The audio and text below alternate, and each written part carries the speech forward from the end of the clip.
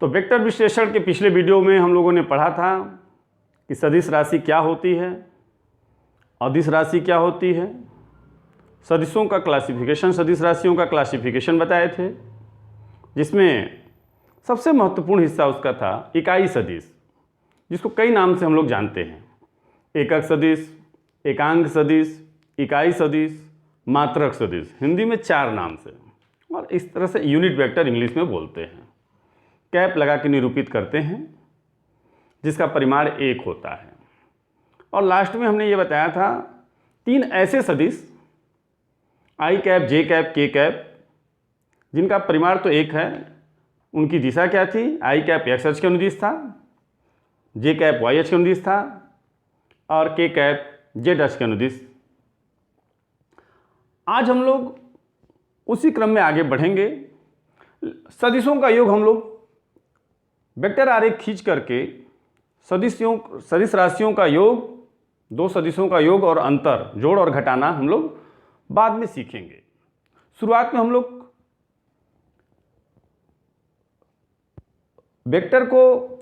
किसी वेक्टर को कैसे उसकी स्थिति सदिश को निरूपित करते हैं आई जे के टर्म में, आई कैप, जे कैप, के कैप के पदों में कैसे लिख सकते हैं, और उनका जोड़ घटाना मैथमेटिकली हम लोग आई कैप, जे कैप, के कैप के रूप में 2 सदिश मालूम हो तो कैसे जोड़ लेंगे, कैसे घटा लेंगे, इन चीज़ों को पहले सीख लेंगे। फिर कुछ देर बाद, कुछ 1-2 वीडियो के बाद, जब थोड़ा सा आपके पास नॉलेज हो जाएगा तो वेक्टर आरेख खींच करके भी जोड़ना हम लोग सिखाएंगे आपको। लेकिन एक चीज़ हम बता देते हैं, सदिश योग के 2 नियम होते हैं। सदिश योग के 2 नियम होते हैं, एक तो त्रिभुज का नियम होता है और एक समांतर चतुर्भुज का नियम होता है। ये नियम आप लोग लिख लेंगे, फिर इसके डिटेल में बाद में ही चर्चा करेंगे। सदिश योग का त्रिभुज नियम क्या है कि अगर 2 सदिश, किसी कण पर लगने वाले 2 सदिश किसी क्षण परिमाण एवं दिशा में किसी त्रिभुज के 2 भुजाओं द्वारा निरूपित हो, तो उन दोनों का परिणामी सदिश, दोनों सदिशों के योग का परिणामी सदिश जो होता है, परिमाण में उस त्रिभुज की तीसरी भुजा के बराबर होती है तथा दिशा उस तीसरी भुजा के विपरीत होती है, जिसको हमने लिखा है, यदि किसी कण पर किसी क्षण कार्यरत 2 सदिश परिमाण व दिशा में किसी त्रिभुज की 2 क्रमागत भुजाओं द्वारा निरूपित हो, तो उनका परिणामी सदिश परिमाण में उस त्रिभुज के तीसरी भुजा के बराबर एवं दिशा में विपरीत होता है। इसका क्या मतलब है? मान लीजिए आप तो इसको लिख लेंगे थोड़ा सा समझने के लिए। जैसे ये त्रिभुज है ABC है,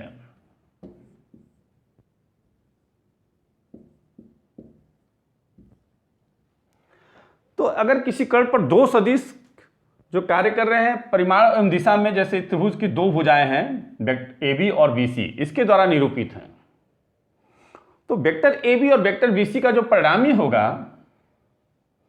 वो उस परिणामी का परिमाण इस तीसरी भुजा AC के बराबर होगा, और दिशा जैसे A से B, B से C गए हैं, तो अब C से A नहीं, A से C, दिशा में विपरीत होता है।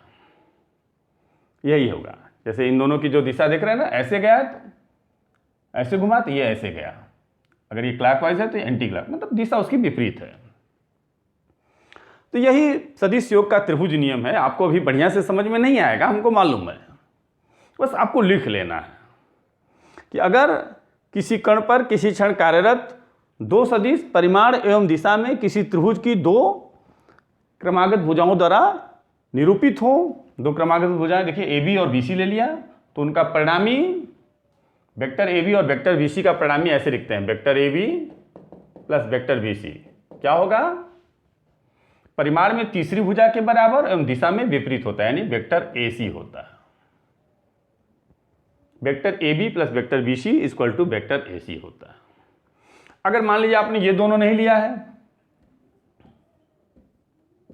ABC, आपने AB, AC और CB ले लिया, ये 2 भुजा ले लिया, ये भी दोनों क्रमागत भुजा है ना, तो vector AC plus vector CB equal to हो जाएगा, अब इन दोनों का परिणामी क्या होगा? तीसरी भुजा के बराबर होगा, और इसकी दिशा अब उल्टा हो जाएगी,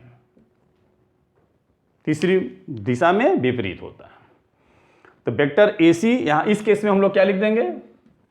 vector A C plus vector C B equal to vector A B. कोई भी दो भुजा आप ले सकते हो, तो उनका परिणामी, जो उनके योग का परिणामी होगा, रिजल्टेंट होगा, वो परिमाण में तीसरी भुजा के बराबर होगी और दिशा उसकी उल्टा हो जाएगी, विपरीत हो जाती है। और समांतर चतुर्भुज का नियम क्या है? एकदम वैसे ही है कि यदि किसी कण पर किसी क्षण कार्यरत दो सदिश परिमाण एवं दिशा में किसी समांतर चतुर्भुज की दो संलग्न भुजाओं द्वारा निरूपित हों, तो उनका परिणामी उस समांतर चतुर्भुज के उस विकर्ण द्वारा निरूपित होता है जो दोनों सदिशों के प्रतिच्छेद बिंदु से होकर जाता है। ये समांतर चतुर्भुज का नियम है। जरा इसको भी समझ लीजिए, फिर डिटेल में हम लोग बाद में इसको पढ़ेंगे। अभी बस आपको लिख लेना है और समझ जाना है। यहाँ चमक तो नहीं रहा होगा। ये एक समांतर चतुर्भुज है, ABCD समांतर चतुर्भुज पढ़े हैं ना छोटे क्लास में, जिसकी दो भुजाएं, आमने सामने की भुजाएं समांतर हो। ये भी डिफिनीशन होता है, कई डिफिनीशन होते हैं। आमने सामने की भुजाएं बराबर हो, अपोजिट एंगल इक्वल हो, तो ये पैरेललोग्राम या समांतर चतुर्भुज इसको बोलते हैं। अगर दो सदिश जैसे है वेक्टर AB और वेक्टर AD,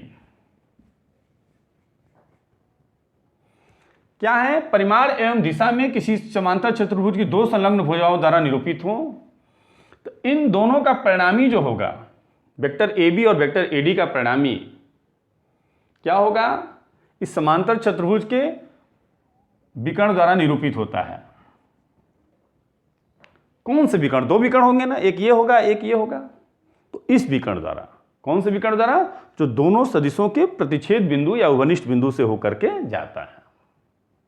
ठीक है, यही हमने लिखवाया है।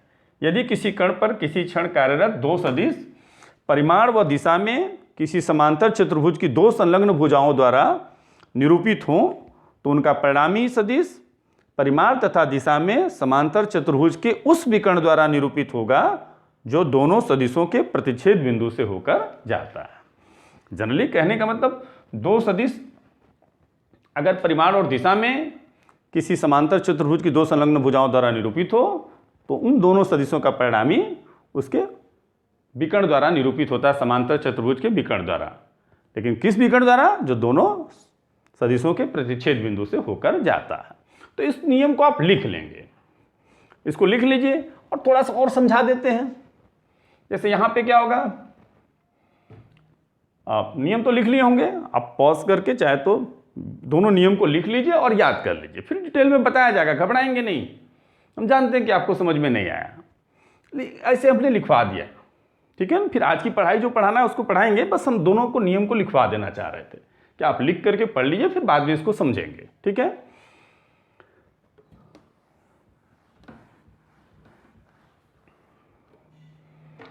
अब ये होगा क्या, जैसे ये देखिए,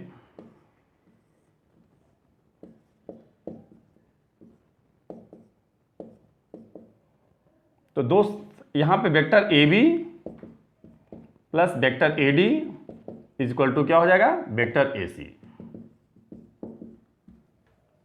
अब वेक्टर ए डी और वेक्टर बी सी को देखिए, ए डी और बी सी परिमाण में बराबर है, दोनों का मैग्नीट्यूड समांतर चतुर्भुज आमने सामने की भुजा बराबर होती है और दिशा भी समान है। वेक्टर बी डी ए से डी की ओर जाइए चाहे बी से सी की ओर जाइए, एक ही दिशा है ना, ए से डी बी से सी। तो वेक्टर ए डी और वेक्टर बी सी परिमाण में भी बराबर है और दिशा में भी समान है। तो ऐसे सदिश को हम लोग क्या कहते हैं, इक्वल वेक्टर सम सदिश, यानी वेक्टर ए डी की जगह पे वेक्टर बी सी लिख सकते हैं हम लोग। तो vector A B plus vector B C equal to क्या हो गया, वेक्टर ए सी। तो दोनों केस में हम यही बताने के लिए बस नियम लिए थे, फिर बाद में इसको डिटेल में इस पर रखेंगे करेंगे।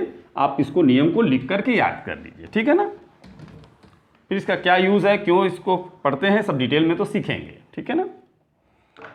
Vector A B plus vector B C equal to vector A C, यानी वेक्टर ए सी को हम लोग क्या लिख सकते हैं, vector A B plus vector B C. ये दो सदिश के लिए नहीं, तीन सदिश के लिए भी, चार सदिश, मतलब तीन सदिशों को भी जोड़ेंगे तो उनका रिजल्टेंट एक सदिश ही प्राप्त होगा, चार सदिशों को भी जोड़ेंगे तो उनका परिणामी एक सदिश ही प्राप्त होगा। दो दो करके जोड़ते जाते हैं। तो vector A C equal to vector A B plus vector B C, यानी आप ऐसे भी लिख सकते हो vector A C equal to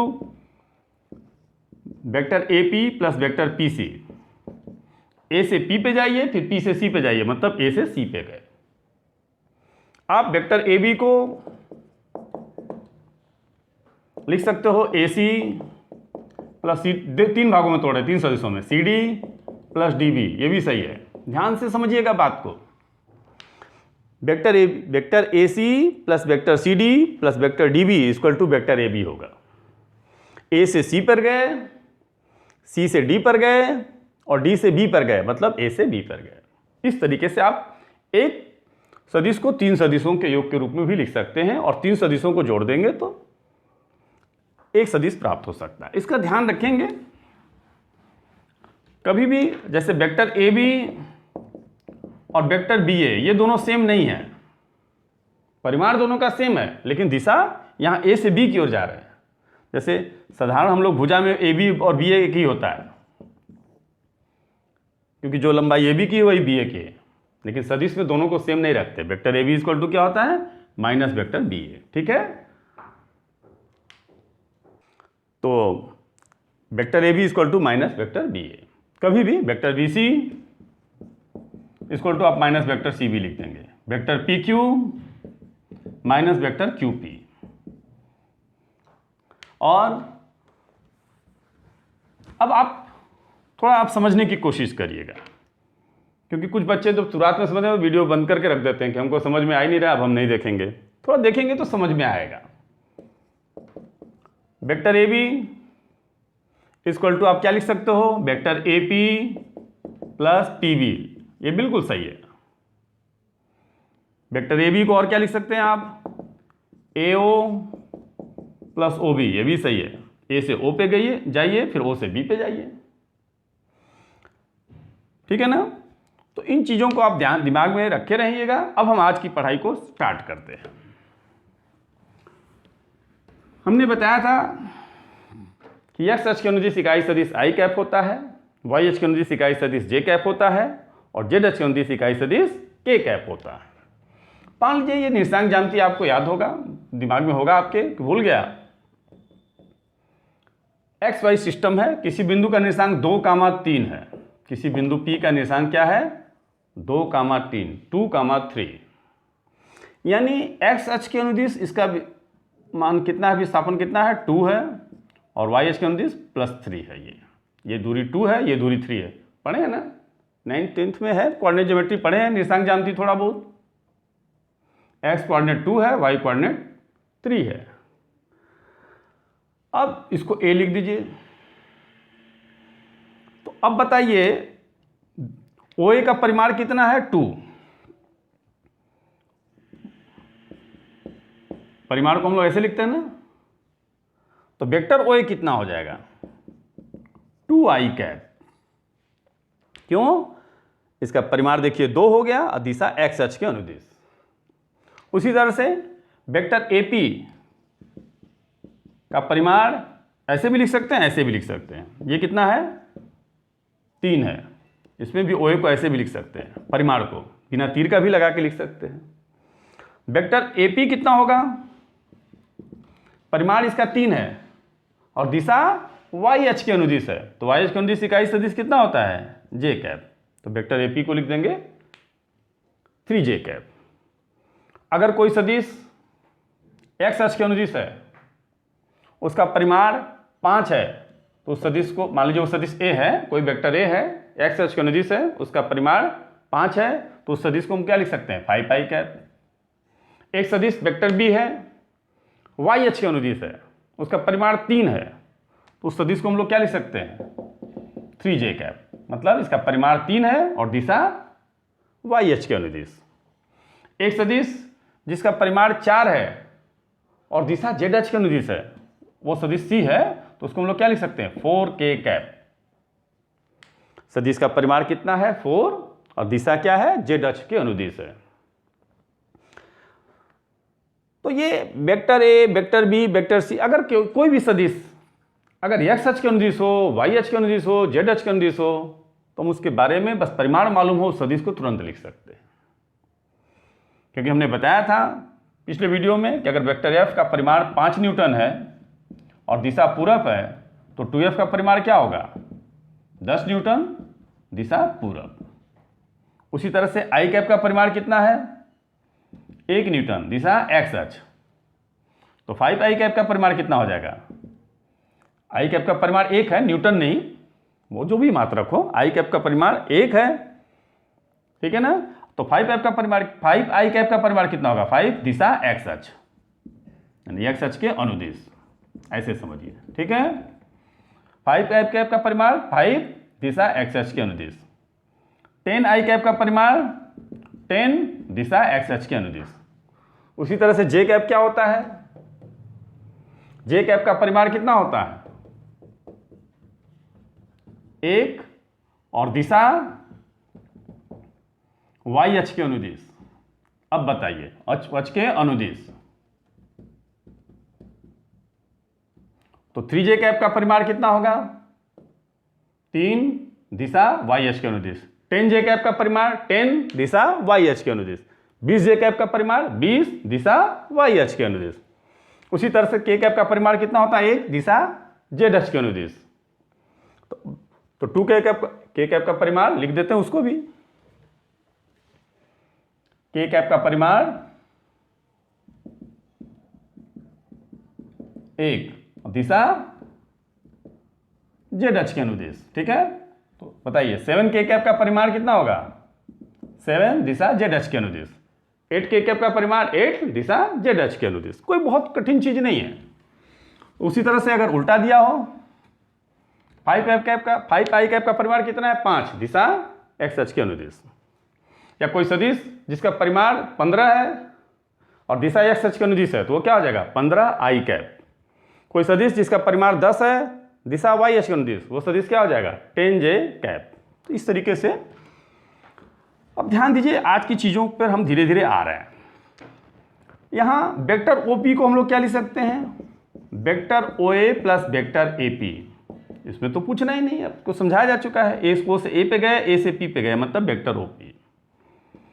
OA को क्या लिख सकते हैं हम लोग, वेक्टर OA को 2i कैप और वेक्टर AP को 3j कैप। ध्यान दीजिएगा बात को, यानी यदि किसी बिंदु का निर्देशांक 2,3 हो XY सिस्टम में, कार्टेशियन सिस्टम में, तो उस बिंदु का मूल बिंदु O के सापेक्ष स्थिति सदिश क्या होगा, 2i cap plus 3j cap. अगर इसी तरह से किसी बिंदु का निर्देशांक 4,5 हो, किसी बिंदु P का, या Q कर दीजिए, तो उस बिंदु Q का मूल बिंदु O के सापेक्ष स्थिति सदिश क्या हो जाएगा, 4i cap plus 5j cap. ये 2 डायमेंशनल है। अगर 3 डायमेंशन में आएंगे तो तीसरा भी अच्छा जाता है। 3 डायमेंशन अभी आप लोग नहीं पढ़े हैं, उस पर अभी हम आ भी नहीं रहे हैं, पर आप परेशान होंगे, लेकिन उसमें 3 अक्ष होते हैं, x अक्ष, y अक्ष, z अक्ष। तो उसमें तीनों का मान दिया जाता है। जैसे किसी बिंदु का निर्देशांक अगर 2, 3, 4 है किसी बिंदु P का, तो उस बिंदु P का इसी तरीके से क्या होगा, मूल बिंदु के सापेक्ष स्थिति सदिश कितना हो जाएगा, 2i cap plus 3j cap plus 4k cap. यदि किसी बिंदु P का, या Q कर दीजिए, R कर दीजिए, R का निर्देशांक है -5, 4, 3, तो मूल बिंदु के O के सापेक्ष इस बिंदु का स्थिति सदिश क्या हो जाएगा, -5i cap plus 4j cap plus 3k cap. और इस सदिश का परिमाण कितना होगा, जैसे ये 2i प्लस 3j कर दें, वेक्टर OP इक्वल टू क्या हो गया, 2i cap plus 3j cap. तो इसका परिमाण मतलब इसका मान, ये मान कितना होगा, √2 स्क्वायर प्लस 3 स्क्वायर ना। तो mod of OP equal to होता है √2 स्क्वायर प्लस 3 स्क्वायर। उसी तरह से इसका परिमाण होगा 3 डायमेंशन में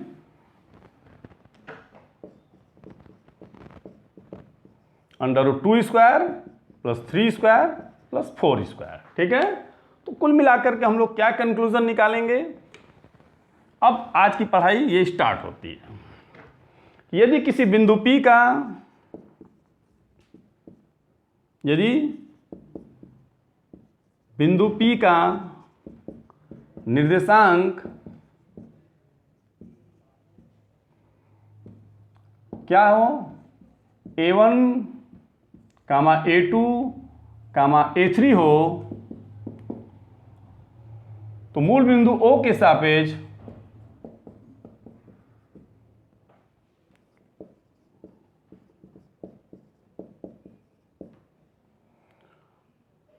बिंदु P का स्थिति सदिश, बिंदु P का स्थिति सदिश पोजीशन वेक्टर,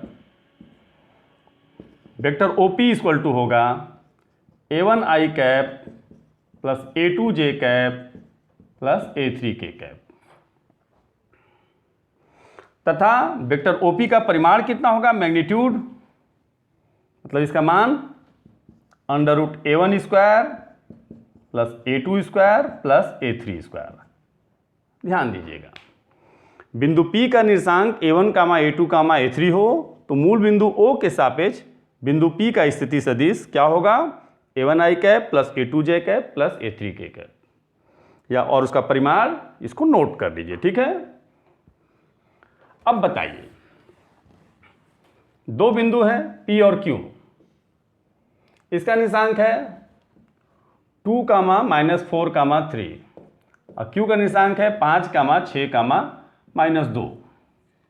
तो मूल बिंदु O के सापेक्ष बिंदु P का स्थिति सदिश क्या होगा, वेक्टर OP, बताइए। 2i कैप x निर्देशांक में -4j cap plus 3k cap, और Q का 5i cap plus 6j cap -2k cap. Okay, इसका मैग्नीट्यूड √2 स्क्वायर -4 का स्क्वायर प्लस होता है ना 16, 2 का स्क्वायर 4 और 3 का स्क्वायर 9। यहाँ इसका परिमाण 5 का स्क्वायर 25, 6 का स्क्वायर 36 और -2 का स्क्वायर प्लस 4। बहुत लोग उसको माइनस लिख देते हैं, गलत हो जाता है। अब तो जोड़ लेंगे, तो इसका मैग्नीट्यूड भी निकल गया और सदिश भी निकल गया, ठीक है। तो यहाँ बिंदु O को हम लोग क्या कहते हैं, निर्देश बिंदु या पॉइंट ऑफ रेफरेंस कहते हैं। ये पॉइंट ऑफ रेफरेंस या निर्देश बिंदु क्या होता है, जनरली किसी भी चीज की स्थिति को प्राप्त करने के लिए एक रेफरेंस पॉइंट की जरूरत पड़ती है।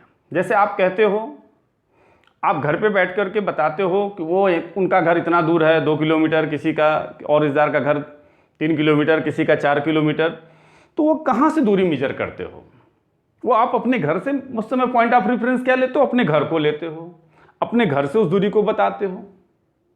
या फिर अब जैसे कोई शहर की स्थिति बतानी है, हाँ, तो बनारस से कानपुर की दूरी इतनी है, लखनऊ की दूरी इतनी है, और स्थिति बतानी तो डायरेक्शन भी साथ साथ बता देंगे। तो वहाँ reference of point of reference क्या हो गया, बनारस हो गया। किसी शहर की जो डिस्टेंस लिखी होती है एक जगह, उसमें सेंटर मान लिया जाता है, फिर मान लिया जाता है वहाँ से 5 किलोमीटर 10 किलोमीटर ऐसे किलोमीटर के पत्थर लगे होते हैं ना, तो वो पॉइंट ऑफ रेफरेंस एक होता है 0 किलोमीटर, जहाँ से सारी डिस्टेंस को मेजर किया जाता है, ठीक ना। तो यहाँ पे O को रेफरेंस पॉइंट ऑफ रेफरेंस या निर्देश बिंदु कहते हैं। जनरली ये मूल बिंदु होता है, लेकिन कंपल्सरी नहीं है कि मूल बिंदु ही हो, और भी किसी बिंदु को आप पॉइंट ऑफ रेफरेंस ले सकते हो, लेकिन हम लोग ज़्यादातर केस में मूल बिंदु O को ही निर्देश बिंदु लेते हैं।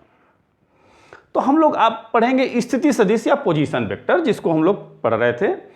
तो किसी निर्देश बिंदु यानी पॉइंट ऑफ रेफरेंस इसको आप कहते हो, किसी निर्देश बिंदु के सापेक्ष किसी अन्य बिंदु को किसी अन्य बिंदु के स्थिति को दर्शाने के लिए, स्थिति को प्रदर्शित करने के लिए, प्रदर्शित करने वाला सदिश क्या कहलाता है, उस बिंदु का स्थिति सदिश कहलाता है। उस बिंदु का स्थिति सदिश कहलाता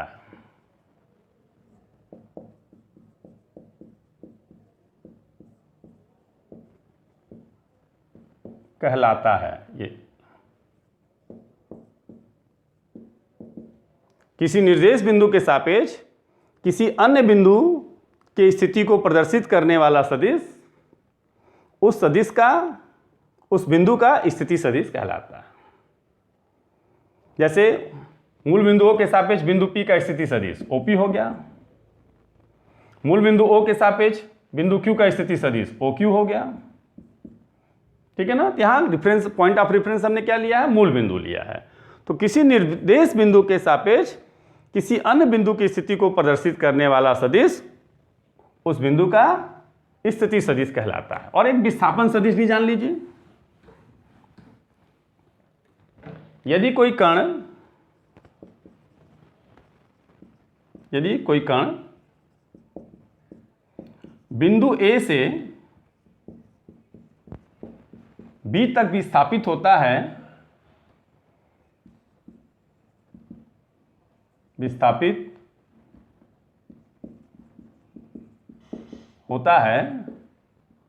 तो वेक्टर AB को उस कण का विस्थापन सदिश कहते हैं। उस कण का विस्थापन सदिश कहते हैं। डिफिनीशन को आप नोट करते रहेंगे। पहला, स्थिति सदिश यानी पोजीशन वेक्टर किसी निर्देश बिंदु के सापेक्ष किसी अन्य बिंदु की स्थिति को प्रदर्शित करने वाला सदिश उस बिंदु का स्थिति सदिश कहलाता है। और यदि कोई कण बिंदु A से B तक विस्थापित होता है तो वेक्टर AB को उस कण का विस्थापन सदिश कहते हैं। एक बात और आपको बता दें, जैसे A का स्थिति सदिश वेक्टर OA है, अब B का स्थिति सदिश वेक्टर OB है, तो वेक्टर AB विस्थापन सदिश AB इक्वल टू क्या होगा, होता है B का स्थिति सदिश, फार्मूला होता है B का स्थिति सदिश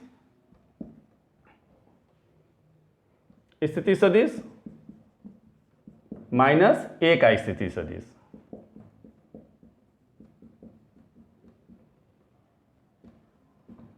position vector of B minus position vector of A, ये ध्यान दीजिएगा। वेक्टर AB इक्वल टू क्या होता है, position vector of B minus position vector of A, B का स्थिति सदिश माइनस A का स्थिति सदिश। ये कहां से आ गया, ये यहां से आ गया। वेक्टर AB को आप AO प्लस OB लिख सकते हैं कि नहीं, शुरू में हमने बताया ना, O पे खत्म हुआ, O से शुरू हुआ। चलिए, वेक्टर OB प्लस AO भी लिख सकते हैं। योग सदिश जो होता है क्रम भिन्न में होता है, इसको इधर कर दीजिए, इसको इधर कर दीजिए, इससे कोई फर्क नहीं पड़ेगा। अच्छा, OB रहने दीजिए, वेक्टर OB। वेक्टर AO को क्या लिख सकते हैं, माइनस OA। ये हमने बताया ना कि कभी भी वेक्टर AO को आप क्या लिख सकते हो, माइनस वेक्टर OA। तो इस तरह से वेक्टर AB इक्वल टू क्या हो गया, B का स्थिति सदिश माइनस A का स्थिति सदिश। तो कुल मिलाकर के आप चीज़ों को नोट करते जाएंगे। अब आप बहुत कुछ जान गए और बहुत कुछ बताने की स्थिति में आप आ गए। आप इकाई सदिश का डिफिनीशन पढ़े थे, किसी भी सदिश में उसके परिवार का भाग दे देते हैं तो इकाई सदिश में बन जाता है। अब हमारा एक क्वेश्चन ले रहे हैं, एक दो क्वेश्चन ले रहे हैं जो आपको समझाने के लिए बहुत ही आसान होगा, फिर नेक्स्ट वीडियो में और ज़्यादा एग्जाम्पल लेंगे। दो कण है P और Q, दो बिंदु है P और Q, दो बिंदुओं P का निशांक है 2, 4, 3 एवं Q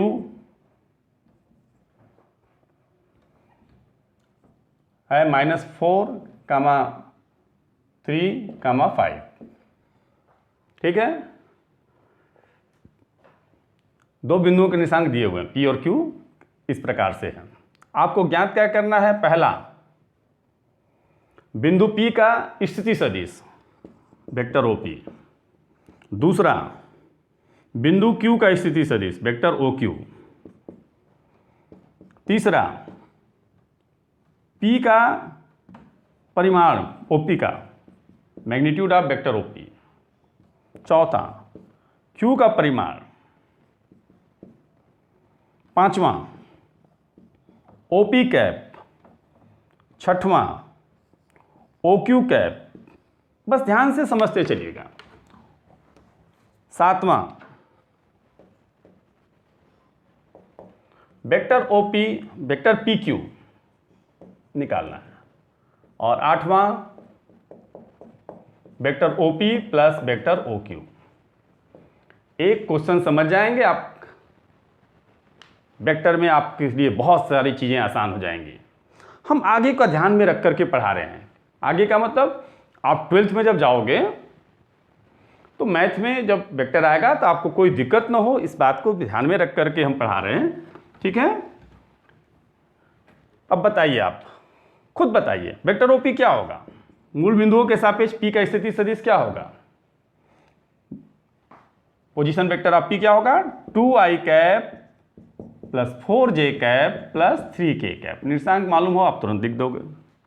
वेक्टर OQ क्या होगा? मूल बिंदुओं के सापेक्ष Q की स्थिति सदिश क्या होगी? Minus 4i cap plus 3j cap plus 5k cap. ये भी हो गया। मॉड ऑफ OP क्या होगा? मैग्नीट्यूड या मॉड बोलेंगे, क्या होगा? 2 का स्क्वायर 4। अब कुछ लोग आई भी लिख देते हैं, उसमें गलत हो जाएगा, आई मत लगाइएगा। 4 का स्क्वायर 16, 3 का स्क्वायर 9, तो कितना हो जाएगा? 16 40 √29। मॉड ऑफ OQ कितना हो जाएगा? देखिए कितना आसान, एक एक लाइन का है। OQ आपके सामने -4 का स्क्वायर 16, माइनस का स्क्वायर प्लस होता है, आप जानते होंगे। 3 का स्क्वायर 9, 5 का स्क्वायर 25, कितना हो जाएगा? 50, यानी 5√2 या √50 रहने दीजिए। OP कैप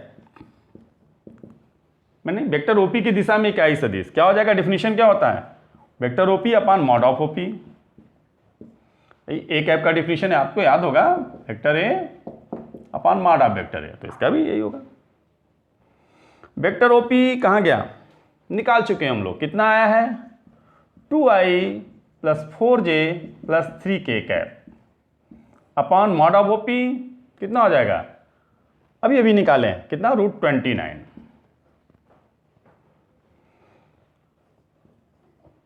OQ कैप कितना हो जाएगा? Mod of vector OQ upon mod of OQ क्या हो जाएगा? वेक्टर OQ अभी निकालें, कितना? -4i cap plus 3j cap plus 5k cap upon, इसका मैग्नीट्यूड भी निकालें, कितना? √50। ध्यान से समझिएगा, बहुत ही इजी होता है। अब वेक्टर PQ, अभी हमने बताया वेक्टर PQ यानी ये डिस्प्लेसमेंट वेक्टर हो गया। विस्थापन सदिश PQ क्या होता है? पहले बाद वाले का स्थिति से OQ माइनस OP। कभी भी विस्थापन सदिश निकालना हो तो बाद वाले का पहले लिखते हैं Q का स्थिति सदिश माइनस P का स्थिति सदिश। वही बताया ना, वेक्टर AB क्या होता है? B का स्थिति सदिश माइनस A का स्थिति सदिश। अब देखिए OQ माइनस OP, OQ आपके सामने है, OP भी आपके सामने है, माइनस कर दिया जाएगा। -4i plus 3j plus 5k cap. Minus OP जब करेंगे तो सबका चिन्ह बदल जाएगा ना, -2i -4j cap -3k cap. ये ब्रैकेट हटा दे तब। अब देखिए क्या होगा? -4i कैप -2i कैप, छोटा बच्चा 6 क्लास का भी जोड़ लेगा, -6i कैप। ये 3j कैप है यहाँ पे, plus 3j cap -4j cap क्या हो जाएगा? -j कैप अब प्लस 2k कैप। ठीक है। अब लास्ट इसका पार्ट जो है OP plus OQ, vector OP plus vector OQ क्या हो जाएगा? तो इसमें जोड़ देंगे। OP का वैल्यू, वेक्टर OP कितना है? 2i cap plus 4j cap plus 3k cap. Vector OQ कितना है? -4i cap plus 3j cap plus 5k cap. जोड़ घटाना बहुत ईजी होता है। आई को आई के साथ जोड़ेंगे, जे को जे के साथ, के को के के साथ। 2i माइनस 4i कितना होगा? -2i cap. 4j plus 3j कितना होगा? 7j cap. 3k plus 5k cap कितना होगा? 8k cap. कितना आसान है बताइए। इस तरह के क्वेश्चन 8 क्वेश्चन आपको 8 मिनट भी नहीं लगेंगे लगाने में, अगर आप समझ गए हो तो। अच्छा, विस्थापन सदिश मालूम है ना, कभी भी vector C D equal to क्या होगा, डी का स्थिति सदिश position vector of D minus position vector of C. Vector P Q क्या होगा, O Q minus O P.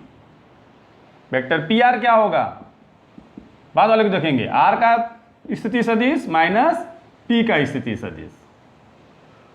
अच्छा, इसी में अगर थोड़ा सा और बढ़ा दिया जाए, 8वां के बाद 9वां 10वां भी कर दें जब थोड़ा सा, वो क्या, यहां लिख दे रहे हैं mod of vector P Q, या बस एक बढ़ा दे रहे हैं, mod of vector P Q क्या होगा। तो पी क्यू कितना आया, वेक्टर पी क्यू ये है ना, इसका मैग्नीट्यूड कितना होगा बताइए, -6 का स्क्वायर 36, माइनस का स्क्वायर भी प्लस होता है, -1 का स्क्वायर +1, 2 का स्क्वायर 4, कितना हो जाएगा ये, √41। रूट निकालने की जरूरत नहीं है आपको, उसके लिए परेशान मत हो गया आंसर, काम खत्म। एक और बना दें, 9वां हो गया, और 10वां क्या हो गया, याद करना है mod of OP plus O Q. जो ओपी और ओ क्यू को आपने जोड़ा है, इसका भी परिमाण निकालना है, मैग्नीट्यूड। तो vector OP plus vector O Q इतना आया है, अब इसका परिमाण, इसका मापांक निकालना है, मैग्नीट्यूड निकालना है। तो क्या करेंगे, एक लाइन -2 का स्क्वायर +4, 7 का स्क्वायर 49, 8 का स्क्वायर 64। जोड़ घटाना तो आपको आता ही होगा, जोड़ने की जरूरत ही नहीं हमको, आप जोड़ लेंगे कि जोड़ दें, तो जोड़ लीजिए। 53 + 64 कितना हो जाएगा, 117, बोलिए, ठीक है। तो ये बहुत ही इजी होता है। अगर हम ऐसा ही क्वेश्चन दूसरा दें तो आप कर लेंगे क्या, अगर हम P का निर्देशांक बदल दें, क्वेश्चन क्या है, 10 ठो क्वेश्चन है, P और Q का निर्देशांक बदल देंगे, आपको 10 क्वेश्चन निकालना होगा। OP निकालना होगा, OQ, फिर mod of OP, mod of OQ, OP cap, OQ cap, फिर वेक्टर PQ, फिर vector OP plus vector OQ। 9वां पार्ट में मॉड ऑफ वेक्टर PQ और 10वां पार्ट में mod of OP plus OQ। पता नहीं दिख रहा होगा कि नहीं, थोड़ा बड़ा में लिख दें, mod of OP plus OQ। OP और OQ जो जोड़े हैं आप, उसका मापांक कितना होगा। तो जो भी आया है, कभी भी कोई सदिश मालूम हो तो उसका परिमाण आप ऐसे निकालेंगे। अब क्वेश्चन आपके लिए है, बिंदु P का निर्देशांक मान ये निकालने हैं, बस क्वेश्चन में चेंज कर दे रहे हैं। क्वेश्चन आप देख लिए हैं, एक क्वेश्चन तो आप देख के नोट करोगे, अगर कहीं कुछ गड़बड़ हुआ होगा तो ठीक कर लीजिएगा, कहीं I का J हो गया हो या कहीं कैप छूट गया हो तो आप लगा लीजिएगा, ठीक है ना। जल्दी में कुछ छूट जाते हैं कभी कभी चीज़ें, तो उसके लिए परेशान मत हुआ करिए। बिंदु P का निर्देशांक अगर हो जाए 1, 2, 3, ठीक है, यहां लिख दें, कहाँ लिख दें कि आपको दिखा, यहीं लिख दे रहे हैं, ठीक है। बिंदु P का निर्देशांक 1, 2, 3 और Q का निर्देशांक 2, 4, -6। तो विभिन्न प्रश्नों के उत्तर क्या होंगे, मतलब वही प्रश्न, एक क्वेश्चन लगाते, एक क्वेश्चन और इसी पे चेंज कर दीजिए, दूसरा भी ले लीजिए। P का निर्देशांक 3, 4, -2, 3, 4, -2 और Q का निर्देशांक 3, -5, 7। तो फिर विभिन्न प्रश्नों के उत्तर क्या होंगे। अगर ये 2 क्वेश्चन लगा लेते हैं तो वेक्टर में आपके लिए बहुत आसानी हो जाएगी। और कोई भी लड़का कितना भी कमजोर हो, निश्चित रूप से लगा लेगा अगर वीडियो को ध्यान से देखा है। अब पहले ही छोड़ देंगे 2 मिनट देख करके तो बात अलग है, कुछ बच्चे 2 मिनट बाद ही विश्लेषण निकाल करके छोड़ देते हैं कि अब हमको समझ में नहीं आने वाला। अगर आप करेंगे तो दो ही क्वेश्चन पक्का लगा लेंगे, 100% गारंटी है, अगर आप पूरा वीडियो देखोगे तो। आपको समझ में आया हो चाहे नहीं हो, लेकिन क्वेश्चन तो आप जरूर लगा लोगे, भले समझ में ना आया। बहुत सारे बच्चे लगा लेते हैं, कहते हैं बढ़िया से समझ में नहीं आया लेकिन क्वेश्चन लगा, लग गया मतलब आपको समझ में आ गया, आपको पता ही नहीं चल रहा है कि आपने समझ लिया है। तो ध्यान से देखिएगा, vector OP, vector O Q, फिर माड निकालना हो किसी भी सदिश का, आई के गुणांक का वर्ग, जे के गुणांक का वर्ग, के का। अब इसमें गलती नहीं करेंगे, कुछ बच्चे करके कहते हैं सर देखिए हमारा सही है कि नहीं, उसमें आई जे के मत लगाइएगा, माइनस भी होगा तो प्लस कर देंगे।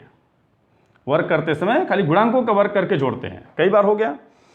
इकाई सदिश डिफिनीशन ही है, मॉड ऑफ पी क्यू ये डिफिनीशन है, घटाना जोड़ घटाना आप कक्षा 5वीं 6वीं में पढ़े होंगे, कोई भी घर में छोटा बच्चा होगा कर लेगा 5-6 में पढ़ने वाला।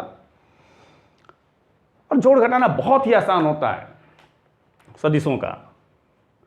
वेक्टर आरेख खींच करके जोड़ घटाना भी बताना बाकी है, पहले हम सब कुछ बता लेंगे, जब आप एक मजबूत स्थिति में चले जाएंगे तब जाकर के वेक्टर आरेख हम खींच करके जोड़ना घटाना सिखाएंगे।